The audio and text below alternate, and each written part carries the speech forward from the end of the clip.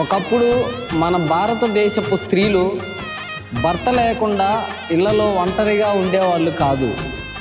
భర్త ఏదన్నా పని మీద ఊరికి వెళ్ళినప్పుడు లేదా ఇంటికి దూరంగా వెళ్ళినప్పుడు పెట్టా బేడా సర్దుకొని పుట్టింటికి వెళ్ళిపోయేవాళ్ళు. ఒంటరితనాన్ని అలవాటు చేసుకోలేదు, మనుషుల మధ్య జీవితం అనుకున్నారు. నిజంగా ఒకప్పుడు మాటలే బంధాలు, కళ్ళే నమ్మకాలు, వేచి చూడడంలో ప్రేమ ఉండేది. ఇప్పుడేమో ఒకే ఇంట్లో ఉంటూ కూడా మొబైల్ వల్ల దూరాలు పెరిగిపోయాయి. స్పర్శ కన్నా స్టేటస్ ముఖ్యమైంది, మాటల కన్నా మెసేజ్ విలువైంది. అప్పటి కాపురాల్లో త్యాగం ఉండేది, ఇప్పటి కాపురాల్లో ఓన్లీ టైపింగ్, రీల్స్ మాత్రమే ఉన్నాయి. మనుషులతో కలిసి బతికిన జీవితం ఇప్పుడు సోషల్ మీడియాతో సరిపెట్టుకుంటున్న జీవనంగా మారిపోయింది. మీరు నమ్మినా నమ్మకపోయినా ఇదే కాలం మార్చిన అతిపెద్ద నిజం.